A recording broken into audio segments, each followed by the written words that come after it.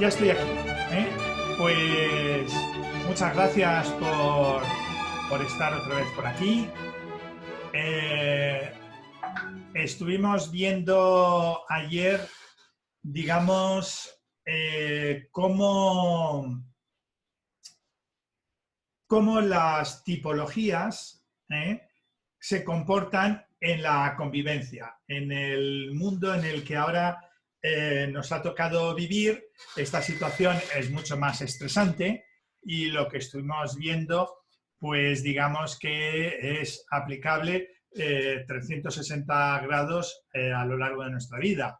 Este comportamiento de perseguidor, salvador y víctima, pues lo puedes tener tanto, digamos, ahora, en esta situación de confinamiento, como en tu trabajo, como entre tus amigos, etcétera, etcétera, ¿vale? Bueno, pues hoy vamos a ver una cosa, bueno, nueva, una cosa diferente, ¿vale? Vamos a ver lo que es la competencia, el talento y la vocación.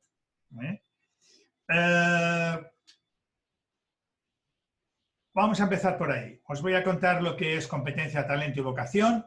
Voy a compartir pantalla y luego, si os parece bien, lo que hacemos es que luego lo comentamos, ¿vale? Lo primero que voy a hacer es, cuando hablamos de competencia, talento y vocación, ponernos de acuerdo en el idioma. ¿Qué es lo que quiero decir con competencia? ¿Qué es lo que quiero decir con talento? ¿Y qué es lo que quiero decir con vocación? ¿Por qué? Porque detrás de estas palabras, dependiendo del mundo donde vengas, pues ya tiene un significado previo para ti. ¿De acuerdo? Entonces, yo no quiero que cambiéis el significado que tengáis de estos conceptos, cada uno que siga con su propio significado, pero sí os quiero explicar qué es lo que yo quiero decir y luego con esta información, pues vosotros pues ya cambiaréis o no, o en parte, la idea que teníais de estos conceptos. ¿De acuerdo? Bueno, pues voy a compartir pantalla y vamos allá.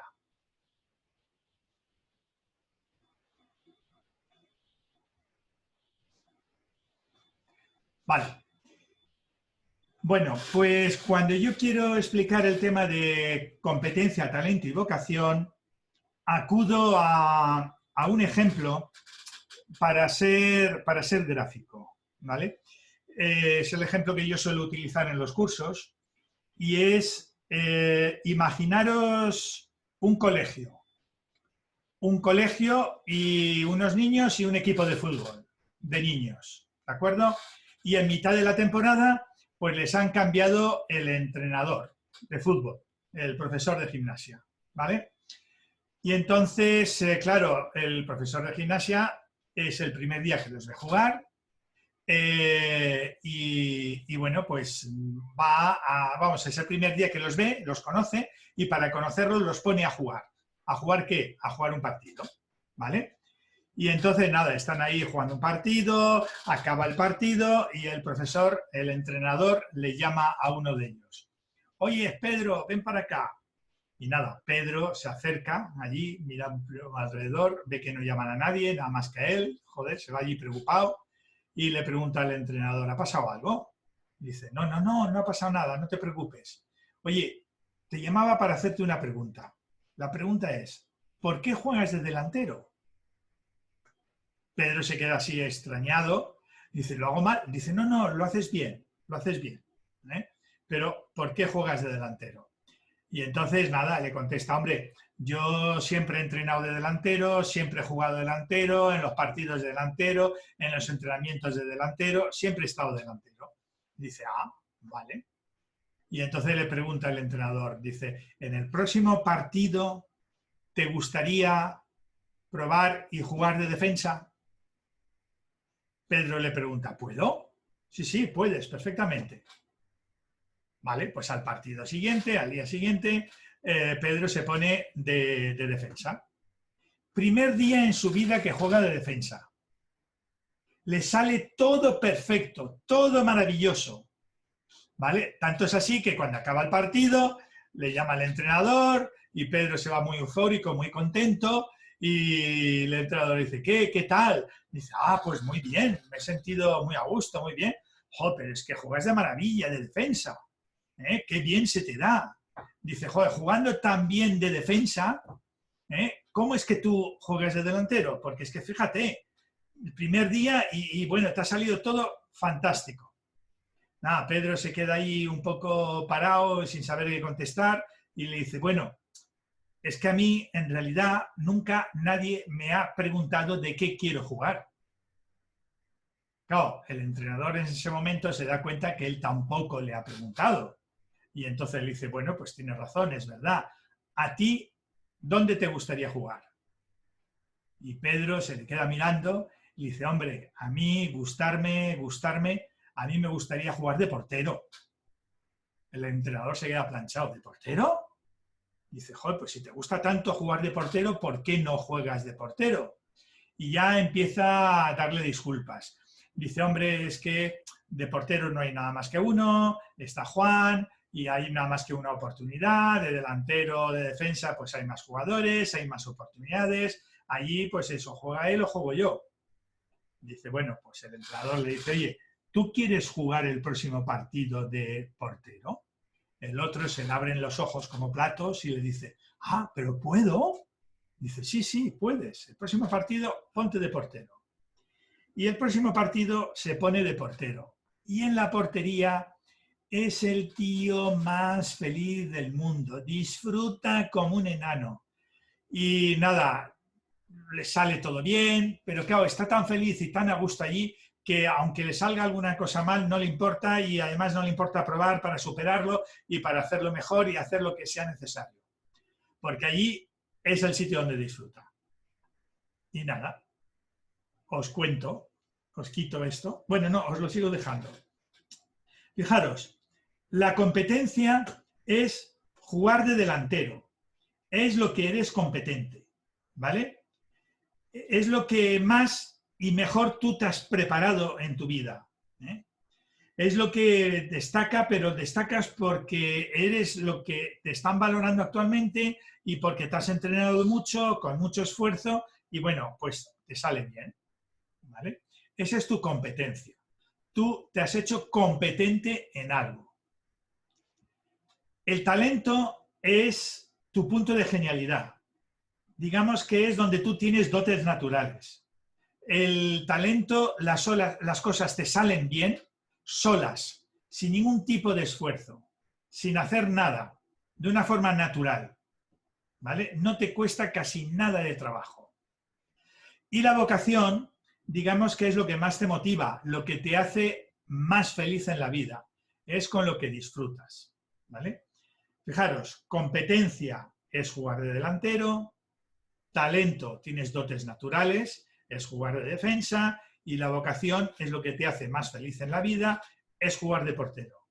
Todo el mundo tenemos una competencia, un talento y una vocación. ¿Vale?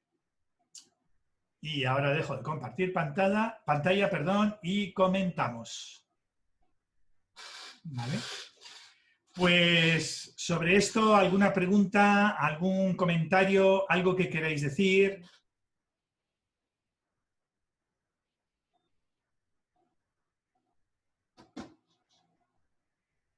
Hola, Hola. ¿Hola?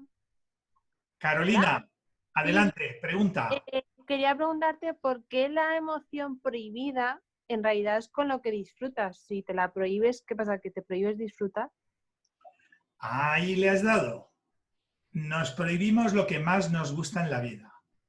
Hay un mecanismo que generamos a una edad muy temprana y lo que más nos gusta en la vida, pues parece como si no nos lo mereciéramos y nos lo prohibimos. Nos prohibimos los que más nos gusta en la vida. ¿Vale?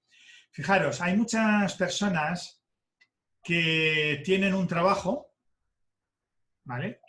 Y luego tienen un hobby. Y el hobby es lo que más les gusta en la vida, ¿vale? Y trabajan de otra cosa. Sí, Sí, vivimos al revés de lo que, digamos que somos como un huevo. Nos damos la vuelta, vivimos al revés. Algún día despertamos y clean, damos la vuelta y hacemos lo que nos gusta en la vida. Pero salvo honrosas excepciones, esto no es una ley fija, salvo honrosas excepciones, digamos que un porcentaje altísimo de la gente vive de espalda a su potencial. No saca el partido a todo su potencial. Ana, ¿quiere preguntar algo? Adelante. Sí. Hola, buenas tardes a todos. Y a ti, Armando, gracias. Entonces, ¿cómo podemos volver a conectar con la vocación? Si nos hemos desconectado. Vale, lo vamos a ver ahora. Esa es una buena pregunta, ¿eh? Vale. A continuación, tenemos que entender dos cosas.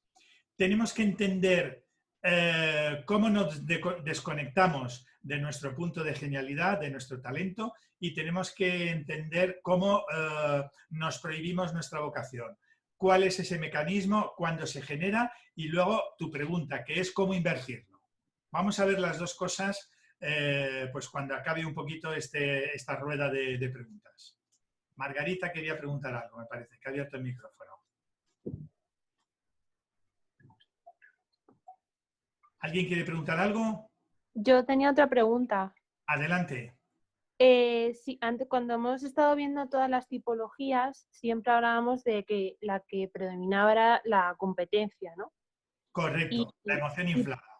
La emoción inflada. Y para compensar esa emoción inflada, siempre compensamos con el talento, con la emoción desconectada. Pero, bueno... Compensábamos, pero compensábamos, digamos, porque nuestra emoción inflada robaba tanto espacio que yo no utilizaría la palabra compensar, sino que robaba tanto espacio que no le dejaba espacio a nuestro talento y no le dejaba espacio a nuestra vocación, los ahogaba. Yo más que compensar diría que nuestra emoción inflada ahoga las otras. Pues es decir, que tienes que trabajar el talento y la vocación para poder compensar la competencia. Para recuperar el espacio perdido, correcto. Eso vale, es lo que gracias. Muy bien, a ti por preguntar. Bueno, pues si os parece bien, vuelvo otra vez a compartir pantalla y continúo. A ver, Patricia, un segundo. Patricia, me escribe una pregunta. Dice, yo tengo una pregunta, aunque no de esta clase. Si tú educas a dos niños en la misma manera, en la misma circunstancia, etcétera, los dos desarrollan la misma tipología. Patricia, no. Los dos no desarrollan la misma tipología. No, que va. Tu educación no forma la tipología. Ahora vamos a ver qué es lo que forma la tipología, ¿vale?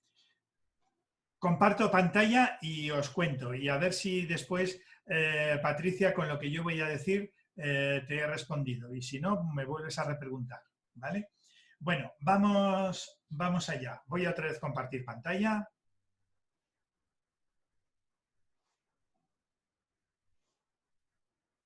Vale, ya estamos aquí de nuevo, ¿vale? Bueno, fijaros, que se me ha escapado. Vamos allá.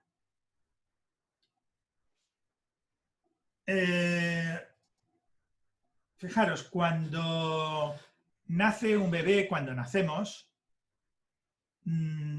todo el mundo nace con una emoción, nace con sus emociones más o menos equilibradas, pero nace con una emoción débil y con una emoción que destaca. La que destaca es el punto de genialidad, ¿vale? Entonces, yo le haría la pregunta a todo el mundo aquí. Os hago la pregunta y respondéroslas. Cuando un niño tiene, sobre todo a esa edad tan temprana, pues de los 0 a los 3 años, cuando tiene una emoción que se le dispara, una emoción que destaca, yo pregunto, ¿qué hacemos con el niño con esa emoción que se dispara? ¿Con esa emoción que destaca? ¿Vale? ¿Qué hacemos los adultos? Contestaros esta pregunta. Normalmente lo que hacemos es, vamos a intentar que esta emoción no se le dispare, ¿vale? Y en realidad lo que hacemos es machacársela hasta unos niveles, bueno, pues hasta que unos niveles que llega incluso a desconectar la emoción. Y esa emoción la desconecta, ¿vale? Esta emoción que tiene inflada, vamos a por ella, ¿eh? Pues imaginaros que tiene inflada la rabia, pues incluso la rabia, ha habido una época, claro, imaginaros la rabia, ¿os acordáis de lo que es? La rabia es corporalidad, es hiperactividad, es esto me gusta, esto no me gusta, pum, pum, estar continuamente moviéndose. Digamos que un niño que tiene una rabia muy fuerte se acercaría mucho a lo que se llama un niño hiperactivo, incluso con déficit de atención, porque bueno, está continuamente cambiando de un sitio a otro, de una idea a otra. Incluso se llega hasta drogar al niño, ¿vale? O tú imagínate que es un niño que tiene mucho miedo, ¿vale?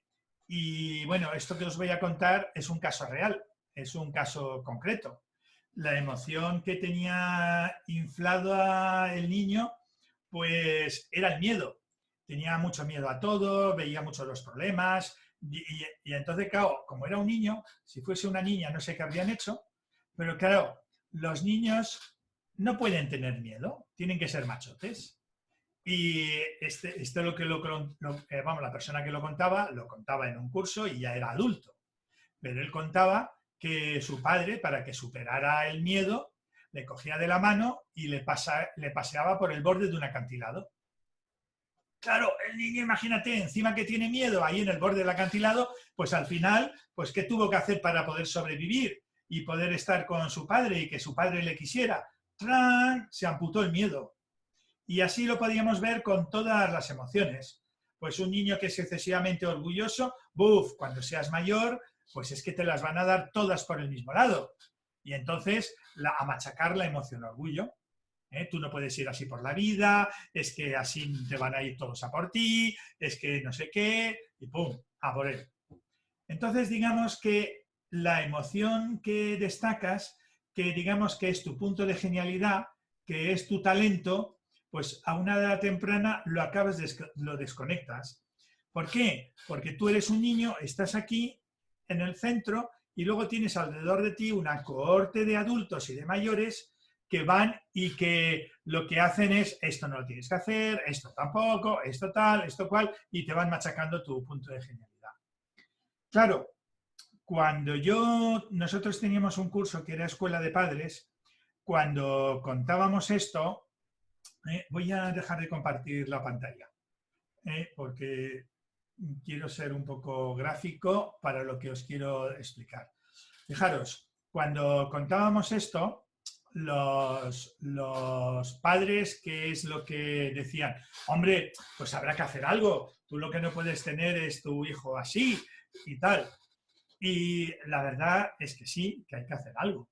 Pero yo les hacía la siguiente pregunta a los padres. Les decía, vosotros que ya sois adultos, que sois mayores y que ya habéis aprendido y sabéis mucho, ¿escarmentáis en cabeza ajena?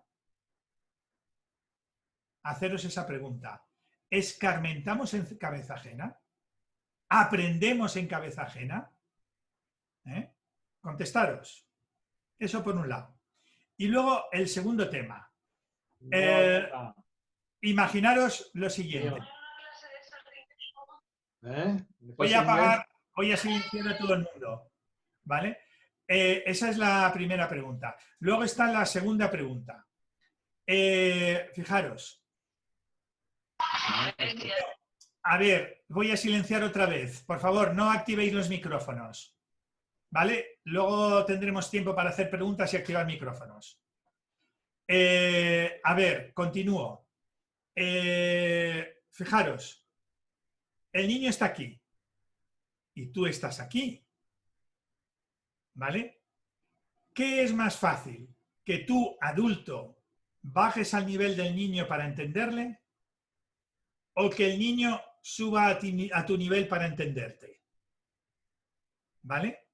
Entonces, claro, si nosotros queremos que el niño aprenda, pues tendremos que bajar al nivel del niño y tendremos que hablar su idioma y entendernos con él, porque va a ser mucho más fácil que él suba a nuestro idioma y nos entienda. Entonces, para modular emociones, pues tendremos que ponernos a su nivel y hacer juegos o lo que sea necesario, dependiendo de la edad que tenga. No sé, yo, por ejemplo, decía, a ver, un niño para estimular el orgullo. Pues para estimular el orgullo, nosotros en la escuela de padres le dábamos juego por emociones, para que tuviera sus 6 emociones equilibradas, ¿vale? Pues, por ejemplo, para estimular el orgullo, por poner uno de los ejemplos que usábamos, le decíamos, mira, cocinar es crear, el orgullo es crear. Pues haz que tu hijo se ponga alrededor de una mesa y que ponle a cocinar. Claro, no te va a hacer, yo qué sé, una comida sofisticada. Ponle a hacer un pastel, un bollo, una tarta. Y le tienes ahí metido dentro de la harina, amasando, no sé qué, poniéndose hasta las orejas de todo, que se lo va a pasar súper divertido. Va a hacer su masa, se va a poner su masa en el horno y ese pastel, ese bollo que va a salir, va a ser el mejor bollo de su vida, porque lo ha hecho él y se va a sentir orgulloso y a todo el mundo va a enseñar, mira el bollo que yo he hecho, ¿vale? Es una manera que yo ponía, uno de los juegos que yo ponía para que ayudar a los hijos a que, digamos, que trabajaran sus emociones, pero a su nivel, no al nivel nuestro, al nivel de los niños. Hay que buscar juegos para estimularle las emociones, ¿de acuerdo? Y sobre todo para que aprenda a modularlas. Trabajando las emociones, aprende a modularlas. ¿De acuerdo? Bueno, seguimos compartiendo pantalla. Continúo. Vale, pues entonces ya vemos. Ya vemos que de los 0 a los 3 años hay una emoción, la que más destaca, que en realidad al niño pues se la desconectamos. La emoción débil. ¿Qué pasa con la emoción débil? Todo el mundo tiene una emoción débil. Yo creo que esto que voy a contar ahora es una experiencia que si no la hemos tenido propia, pues la hemos vivido y tal. Tú imagínate un niño, ¿vale? Un niño le llamas y le dices feo. Y tienes el niño que llora porque le has llamado feo. Un caso. Luego tienes otro niño. A otro niño le llamas feo. Dice, ja, ja, ja, ja, tú más. ¿Vale? Yo creo que todo el mundo esas dos reacciones en un niño, pues las hemos visto. ¿Qué pasa? Que a uno de ellos le hemos dado en su emoción débil y le duele. Otro, pues a lo mejor le hemos dado en su emoción fuerte o en cualquier otra y le llamas feo y pasa de ti. Pero hay uno que tiene una emoción débil, jodida, pues a lo mejor el orgullo, y entonces le llamas feo y le duele. La emoción débil, ¿qué es? Imaginaros un brazo. Un brazo que lo tienes sin piel. Claro, cada vez que te soplan, cada vez que pasa el aire, cualquier cosa, pues te duele el brazo. Y entonces ese brazo sin piel es como si fuera tu emoción débil. Entonces ese brazo tú te encargas cada hora, minuto y segundo de tu vida de proteger ese brazo porque te duele, ¿vale? Tanto lo proteges, entonces se produce el mecanismo de que esta emoción la desconectas de pequeño, ¿vale? Porque te la machacan, a ver si me sale, ¿vale? Y esta, que es, digamos, tu punto débil, lo trabajas, lo trabajas, lo trabajas, lo trabajas, lo trabajas, lo trabajas tanto, porque te duele y te estás continuamente dedicándote a tu punto débil para protegerte, que se convierte en tu punto débil inflado, ¿vale? Y este es un mecanismo que se da a la edad de los 0 a los 3 años. Digamos que hay un 3% de la población que esto no le ocurre. ¿Por qué? Pues porque respetan sus emociones, ¿vale? Las tratan de una manera equilibrada y con juegos le ayudan pues, a que equilibre su punto de genialidad. Hay un 3% de la población que tiene sus emociones equilibradas. Afortunadamente nosotros, como sabéis, en este grupo, pues pertenecemos a ese 3%. Yo hablo de los demás, de los que no están aquí en este grupo, como sabéis muy bien, ¿vale? Bueno, continúo. ¿Qué ocurre de mayor? Bueno, pues esto es lo que hemos visto que ocurre de los 0 a los 3 años.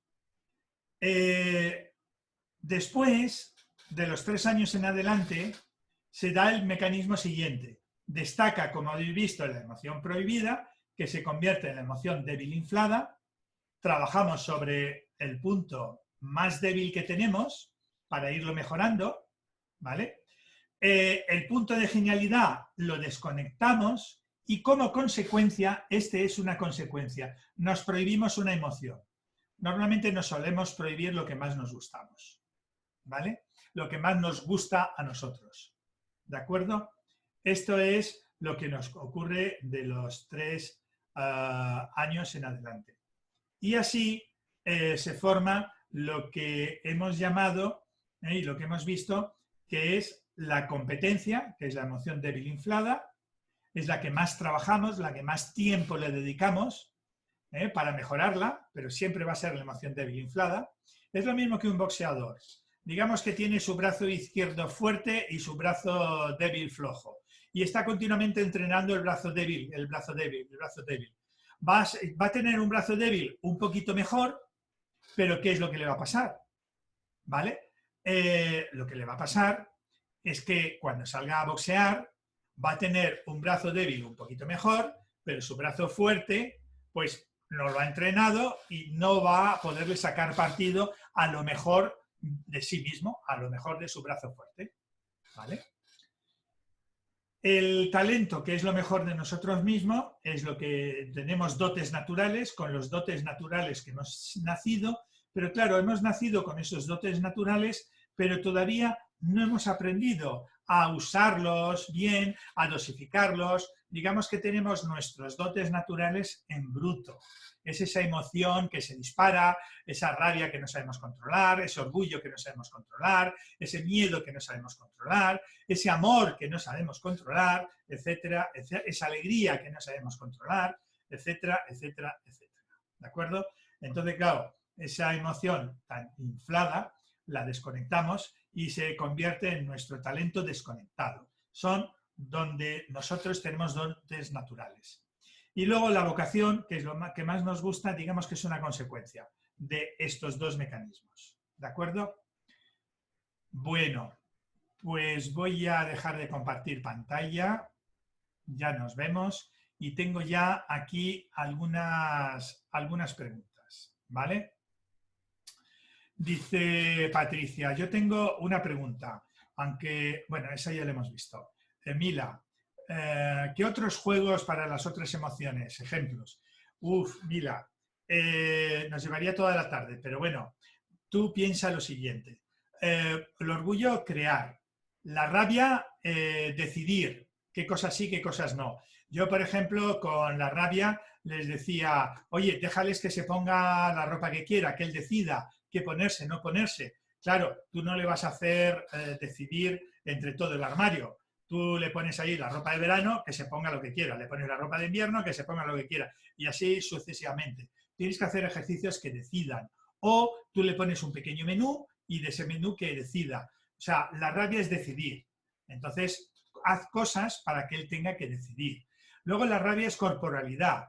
Todo lo que sea ejercicio físico y todo eso es la rabia. Yo me acuerdo en mi época, que yo ya tengo unos cuantos tacos, 63, pues hace 60 o 50 años, a los niños, cuando teníamos la rabia inflada, o la rabia al contrario, que es nuestro punto de genialidad, y éramos hiperactivos, pues nos daban un balón por la mañana, un balón por la tarde y un balón por la noche.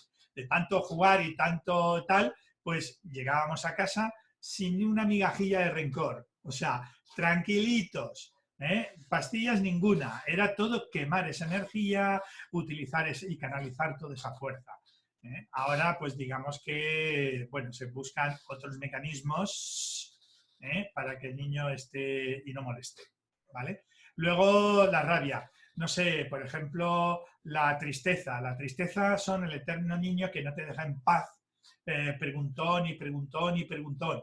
Pues nada, tú te le llevas a todos los sitios y estás con él y le haces preguntas. Y luego cuando te hace una pregunta, para modular y que él sepa elegir bien las preguntas, pues yo siempre les recomendaba decir, bueno, ¿y esto que preguntas, para qué es? ¿Para qué te sirve? ¿Vale? Y entonces eso era dos cosas. Le ayudaba, por un lado, a modular la emoción al niño, para no preguntar, para estar preparado, porque cada vez que preguntaba algo sabía que después iba a encontrar esa pregunta. Entonces siempre le buscaba una respuesta a esa pregunta. Y luego, otro de los mecanismos era ya para los adultos. Claro, nosotros digamos que estamos un poco condicionados, ¿vale? Digamos que lo que sabemos nos limita, lo que sabemos nos condiciona. Entonces hay muchas cosas que en la vida no nos preguntamos porque las sabemos y sabemos que son de una manera determinada. Pero claro, la forma, digamos, naif de preguntar de un niño enriquece también al adulto porque le hace ver las cosas de una manera que se le había olvidado plantearse o que ya no se plantea. Yo, todo el que ha hecho ese ejercicio, muchas veces, bueno, la gran mayoría de las veces, se sorprende de la pregunta o de la respuesta del niño, ¿vale? Luego hay otra, os he dicho el orgullo, os he dicho la rabia, os he dicho el miedo, os he dicho la tristeza. Luego la alegría. Bueno, la alegría es disfrutar y entonces, bueno, que él primero a una edad muy temprana, pues preocupaciones cero. Ya tendrá preocupaciones cuando sea adulto. Entonces, lo único que ayudarle a decir, oye, explícame esto que te gusta tanto, ¿por qué? ¿Por qué disfrutas tanto? Porque acordaros que la alegría y la tristeza son varios vasos comunicantes. Entonces, ¿qué ocurre? Que tú le preguntas esto que disfruta tanto, ¿por qué? Y entonces vas a ganar dos cosas. Primero, aprender a disfrutar, porque se nos han olvidado muchas cosas de cómo disfrutarlas en la vida y las podemos aprender de un niño. Yo siempre digo que un niño es el mejor maestro que tenemos en el mundo de las emociones, ¿vale? Porque los adultos les hemos puesto a las emociones tantas capas, las hemos endurecido tanto, que digamos que a veces no las percibimos. Y además muchas veces las emociones las sustituimos por otras, ¿vale? Y luego el amor. El amor es una de las emociones más difíciles de enseñar a un niño. ¿Por qué? Yo siempre cuento la siguiente historia, que es, tú imagínate el primer día de guardería de un niño. Claro, el primer día de guardería, pues todo el mundo se siente así un poco culpable y el padre, pues le compra, padre la madre, le compra un juguete que cuesta 300 euros. ¿Para quién vale 300 euros el juguete? Pues vale para los padres, porque para el niño ya sabéis que no. Y entonces, ¿qué ocurre? Primer día de guardería. Y entonces resulta que cuando están jugando en el patio, en el recreo, donde sea, pues hay otro niño llorando. Y estamos hablando de un niño que tiene el amor inflado. Y entonces, ¿qué ocurre? Ve a otro niño llorar, porque lo normal es que los niños, esto es mío, esto es mío, esto es mío. Pero ve a otro niño llorar y ¿qué hace con su juguete de 300 euros? Pues se lo da, ¿vale? Acaba el día de guardería y los padres se lo van a recoger. Y, oye, ¿dónde está el juguete que te hemos regalado esta mañana? Dice, ay, había un niño llorando y bueno, pues lo que he hecho es que se lo he regalado y ha dejado de llorar. Claro, ¿tú qué es lo que haces? Primero, flechado, ¡bum! ¿Qué niño es? A recuperar el juguete. Y luego cuando vas a tu hijo le dices, hombre, eso no se hace, no puedes andar tal. Y entonces vas poco a poco limándole esa emoción amor, porque eso no se hace, esto no sé qué, si haces esto no te voy a querer, ya con todo tipo de chantajes para ir limando la emoción. Y entonces, claro, la respuesta de los padres, hombre, algo habrá que hacer. Si el niño tiene esa emoción inflada, habrá que hacer algo para que aprenda. Sí, efectivamente, hay que hacer algo, pero acordaros de los tamaños. Hay que hacer algo, pero al tamaño del niño, no al tamaño de los adultos. No que nos entienda, sino bajar nosotros allí y que aprenda él por sí mismo. Entonces yo siempre cuento lo mismo, digo, el primer día Perdón, el primer día de guardería ya sabemos cómo es. Vamos al segundo día de guardería. Para el segundo día de guardería a todo el mundo le digo, cómprate una bolsa enorme de juguetes, ¿eh? de a céntimos si es posible, o a menos dinero. Y entonces tú cada día le vas regalando un juguete. Y claro, segundo día, pues ve a Pedro llorando. ¿Tú qué has hecho con tu juguete? Pues nada, estaba Pedro llorando y tal. ¿Y qué ha hecho Pedro? Pues nada, se ha quedado con el juguete. Vale. Y entonces habrá Pedro, Juan, Alberto, bueno, todos los niños que se van quedando con los juguetes y la respuesta es no, nada, se ha quedado con el juguete. Hasta que llega un día que hay María, pues resulta que María coge el juguete y le da las gracias y le da un beso. Y luego además María se mete la mano en el bolsillo y le regala otro juguete. Y entonces nada, cuando llega el padre, la madre, y le pregunta, ¿qué? ¿Tu juguete? Ya desesperados. Y entonces le pregunta, oye, ¿y tu juguete? Pues mira, se lo he dado a María. ¿Y qué ha hecho María? Ya tú te imaginabas ya la respuesta de toda la vida. Dice, uy, pues María me ha dado las gracias. Ah, primera novedad, te ha dado las gracias. Segunda novedad, y me ha dado un beso. Ah, pues María me ha dado un beso. Fíjate. Ah, y además, fíjate, y se mete la mano en el bolsillo y me ha regalado no sé qué. ¿Vale? Entonces, ahora, los padres, es el momento de decirle, oye, acordaros que el amor es el círculo de pertenencia, saber dónde colocas a cada persona. Entonces es el momento de preguntarle, oye, ¿cómo ves a María? ¿Y cómo ves a Pedro, Alberto, a Juan, a todos estos? Y él, oye, pues María me gusta más. Ah, pues María. Y luego los demás, pues allí están. Y entonces enseñarle, pero ya ha aprendido por sí y ha visto la diferencia de quién acercar y quién alejar. Porque luego, pero esto ya es enseñanza, siempre lo digo, enseñanza para los mayores, con esos montones de juguetes de a céntimo que cada niño ha ido recolectando y cuando vuelve a su casa, pues nada, lo deja ahí tirado por la habitación. Pues, ¿qué pasa con esos juguetes ahí tirados por la habitación de a céntimo? Pues lo que pasa es que un día la madre hace limpieza, o el padre, ¿y a dónde van a parar todos esos juguetes? Todo eso dado ahí en exceso va a parar a la basura. Todo el amor que das en exceso a quien no corresponde va a parar a la basura.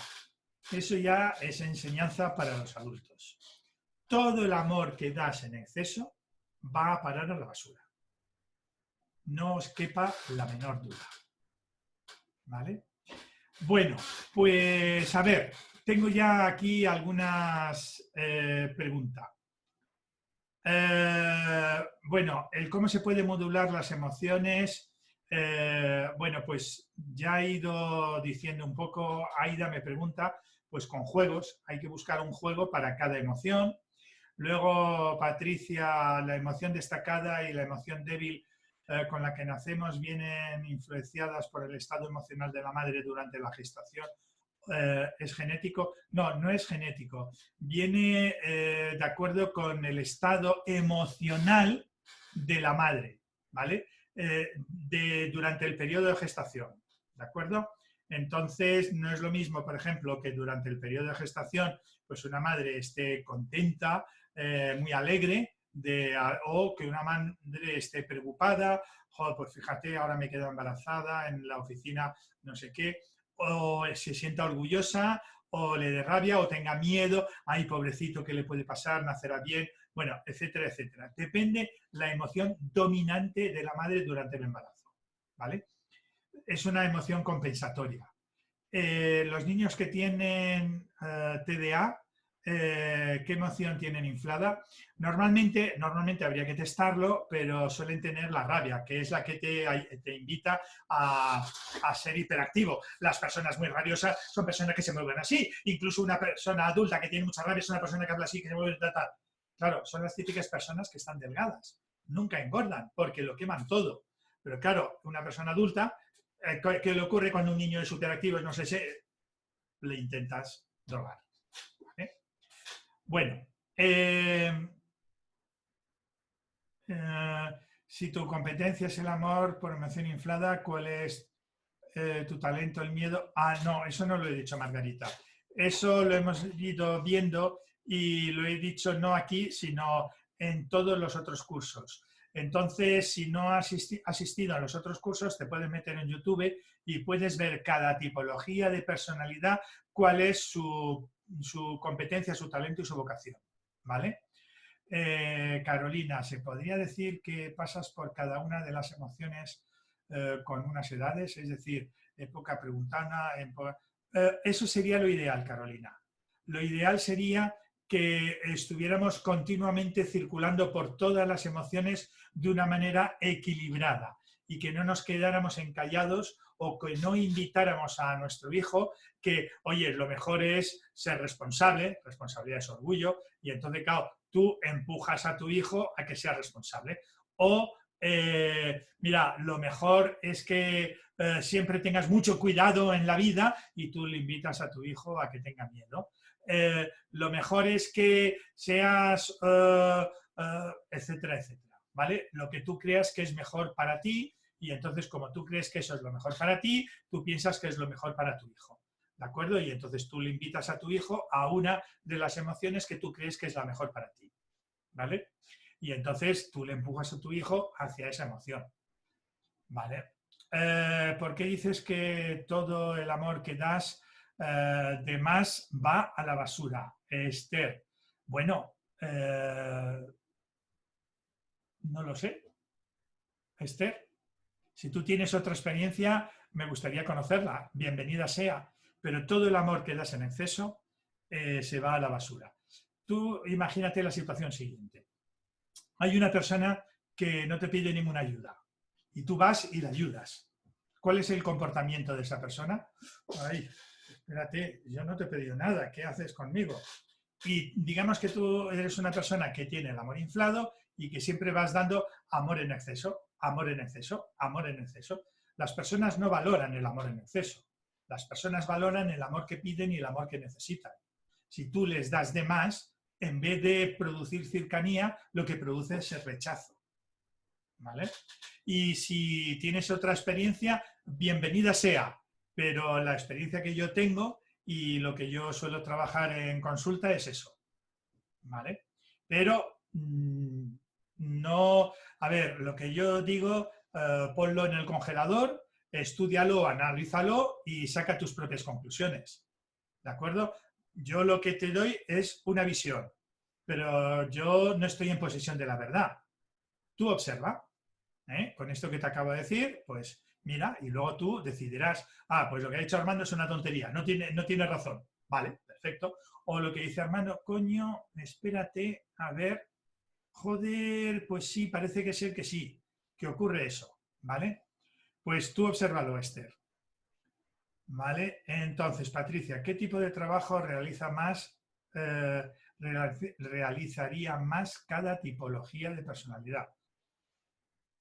Patricia, esa es una pregunta muy larga y muy, muy interesante, ¿vale? Carolina, gracias. Ejercicio la noción del miedo. Ejercicio para la emoción del miedo. A ver, el miedo, digamos que para ejercitar el miedo es percibir sensaciones. Entonces, hay un juego que nosotros hacíamos que es parecido al de la gallina ciega, pues tú le tapas los ojos, ¿vale? Y bueno, lo que haces es que pues le acercas algo frío, algo caliente, algo no sé qué, y que él vaya estimulando sus percepciones, sus sensaciones, ¿vale? Y a partir de ahí, pues imagínate juegos, ¿vale? El miedo es una emoción que te hace anticiparte a algo que no conozcas. Claro, si tienes los ojos vendados, pues, o los oídos tapados o tal, pues no, hay cosas que están alrededor de ti, pero que tú no conoces, ¿vale? Hombre, o moverte por un sitio que no pueda producirse ningún accidente, pero que tú tengas que moverte en una sala con los ojos vendados y tengas que localizar la silla, la mesa, la no sé qué y tal. ¿Vale? Tú eso vas con miedo, con cuidado, con prudencia. Es una manera de estimular el miedo, de jugar con el miedo, ¿vale? Yo estoy de acuerdo con Armando. en lo de amor en exceso a la basura. Yo lo tengo más que experimentado. Vale, eso es lo que comenta Aida. Esther, gracias, lo haré.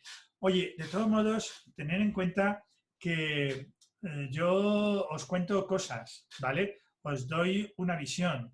Lo que trato es de que todo el mundo, pues digamos que tiene una visión de un tema y yo lo que trato es estimularos para que lo veáis de otra manera, de otra y de otra. Al final, lo importante no es lo que yo diga, ¿vale? Y sobre todo cuando os pongo una transparencia, porque ya sabéis que el papel lo aguanta todo. Lo importante no es lo que yo diga, lo importante es, en función de lo que yo diga, vuestra propia experiencia. Y entonces, con esto que yo os comento, pues mirarlo y comprobarlo, y las conclusiones que saquéis son las buenas, ¿vale?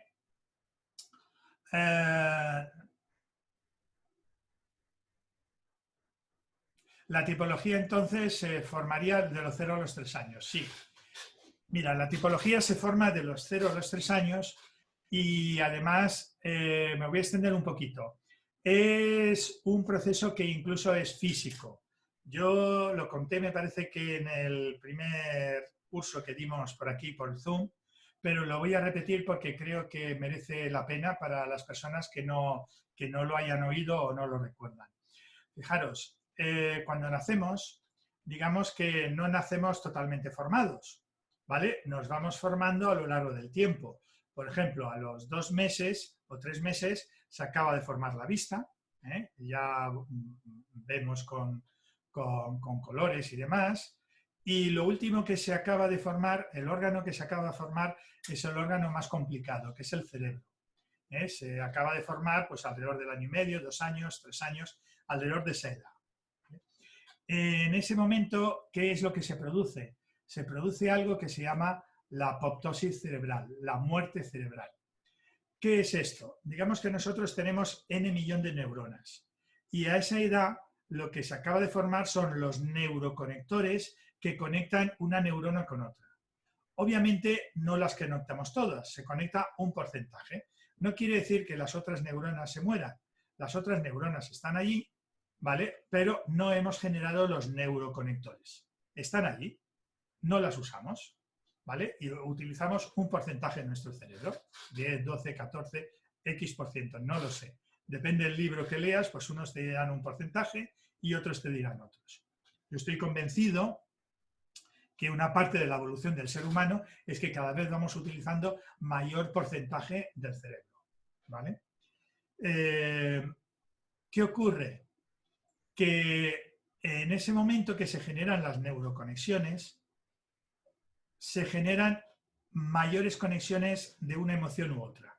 Hay unos que tienen más neuroconexiones de orgullo y tendrán el orgullo inflado o un buen orgullo, muchas neuroconexiones de amor, otros de alegría y otros que tengan pocas neuroconexiones de otras emociones, pues pocas de rabia, pues serán las personas que les cuesta mucho trabajo decidirse, mucho trabajo decir sí, decir no, etcétera, etcétera, etcétera. ¿Vale?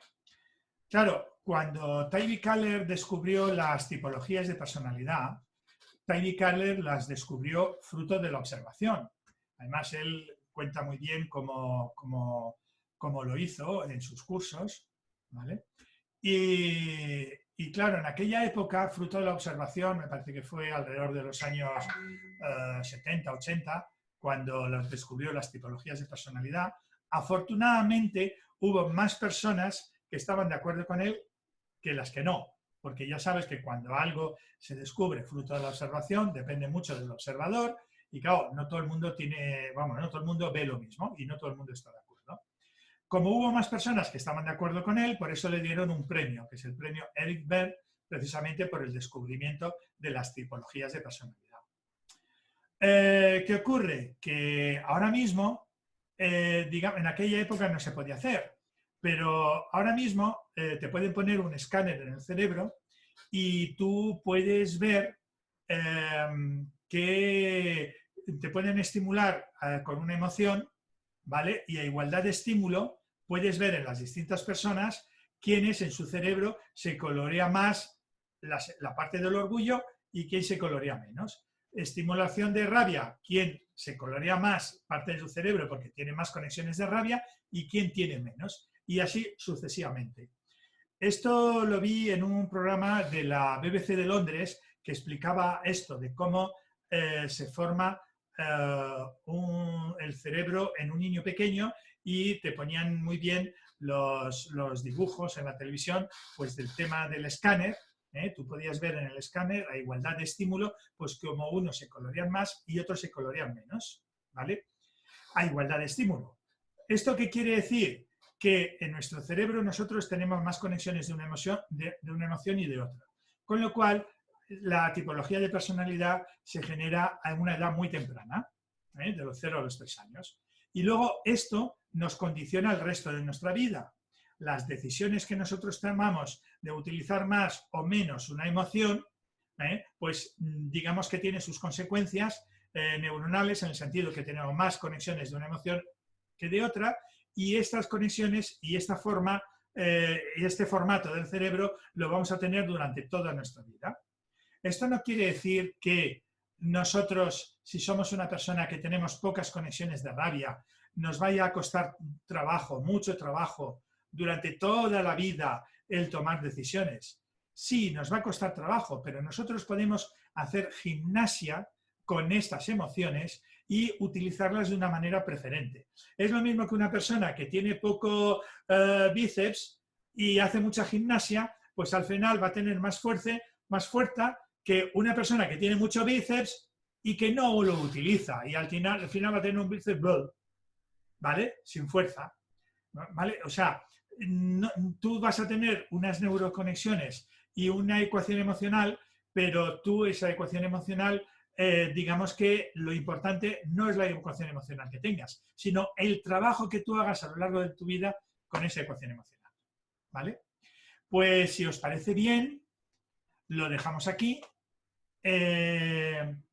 Mañana hablaremos también, seguimos hablando de emociones, ¿vale? ¿Os acordáis que os dije que las emociones las podíamos tener equilibrada, uso en exceso o uso en defecto? Vale, mañana veremos que también podemos sustituir una emoción por otra, ¿vale? Y veremos a ver qué es lo que nos ocurre cuando en vez de tener miedo tenemos rabia, o en vez de cuando tenemos rabia pues tenemos tristeza, etcétera, etcétera. ¿De acuerdo? Vale, pues me despido. Muchísimas gracias. Y todas esas preguntas que me habéis hecho, yo voy a tomar nota de ellas y mañana hacemos un pequeño inventario, que ya se nos ha echado un poco el tiempo encima. Pues muchas gracias.